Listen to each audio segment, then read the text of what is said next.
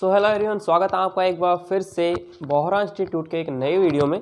आज का हमारा टॉपिक हिस्ट्री से रिलेटेड होने वाला है। उसमें हम देखेंगे 16 महाजनपद, क्योंकि एसएससी जीडी का एग्ज़ाम चल रहा है, सीजीएल के भी एग्ज़ाम चल रहे हैं और एमटीएस का भी नोटिफिकेशन आज आ चुका है और उसमें भी 10,000 प्लस नोटिफिकेशन में वैकेंसीज़ हैं अलग अलग पोस्ट के लिए। तो उसमें भी आप ये यूज कर सकते हो, क्योंकि हिस्ट्री के टॉपिक आ जाते हैं। आपसे महाजनपद के बारे में पूछ सकता है कि महाजनपद गांधार महाजनपद है, उसका वर्तमान नाम क्या है, इसकी राजधानी क्या थी, ऐसे सवाल वहाँ पे पूछ लेता है। तो हिस्ट्री का ये टॉपिक हम क्लियर करने वाले हैं। और भी आप एसएससी के अलावा और भी एग्ज़ाम की तैयारी कर रहे हैं तो उसके लिए भी ये इम्पोर्टेंट हो सकता है। तो देखिए, सबसे पहले हमारा जो 16 महाजनपद हैं, इनमें पहला महाजनपद आता है हमारे पास गांधार, जिसकी राजधानी क्या थी, तक्षशिला थी। इसकी राजधानी तक्षशिला थी और इसका वर्तमान जो नाम है वो रावलपिंडी है, जो कि पाकिस्तान में है अभी। ठीक है।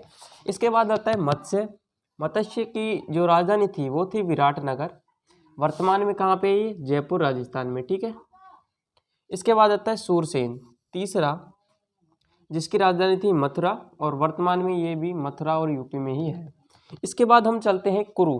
कुरु में जो चौथा पॉइंट है कुरु, इसकी जो राजधानी थी वो थी इंद्रप्रस्थ।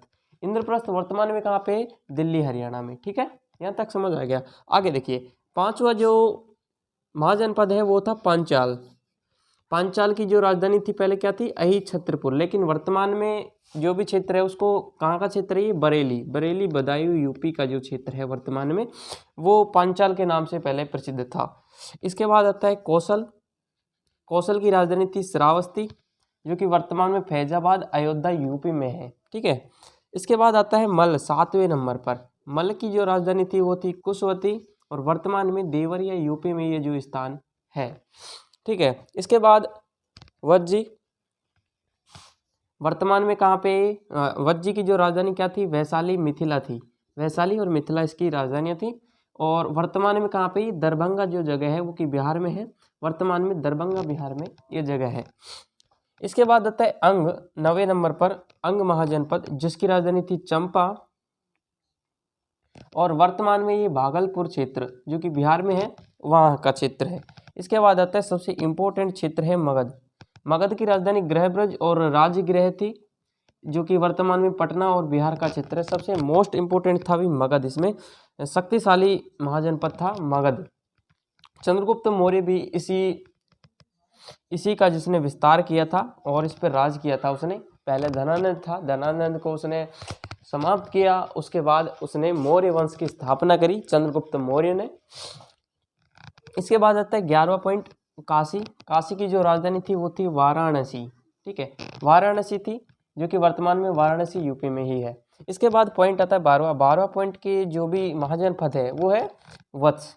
वत्स की जो राजधानी थी वो पहले क्या थी, कौशाम्बी थी और वर्तमान में कहाँ का क्षेत्र है, ये यूपी इलाहाबाद का क्षेत्र है।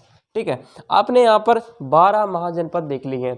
13वां महाजनपद देखते हैं। 13वां महाजनपद है कंबोज, जो कि जिसकी राजधानी पहले क्या थी, ये है राजधानी। ठीक है, कहाँ पर थी, हाटक में थी और वर्तमान में कहाँ का जो क्षेत्र है वो हजारा यूपी का जो क्षेत्र है वो कंबोज नाम से पहले जाना जाता था। ठीक है। इसके बाद आता है चेदी। चेदी जो उसकी जो राजधानी थी पहले वो थी शक्तिमती, जो कि वर्तमान में बुंदेलखंड यूपी एमपी का जो क्षेत्र है वो पहले चेदी के नाम से जाना जाता था। अवंती की जो राजधानी थी वो उज्जैन थी पहले और वर्तमान में मालवा एमपी में है ये। ठीक है। लास्ट एंड फाइनल अस्मक महाजनपद, जिसकी जो राजधानी थी पोटली थी और वर्तमान में ये गोदावरी नदी का जो क्षेत्र है वो अस्मक क्षेत्र में आता था पहले। तो ये देख लेते हैं हमने 16 महाजनपद। आप स्क्रीनशॉट ले सकते हैं इसका और समझ आया होगा। नेक्स्ट जो वीडियो है हम किस टॉपिक पर बनाएं उस टॉपिक को नीचे कमेंट करें।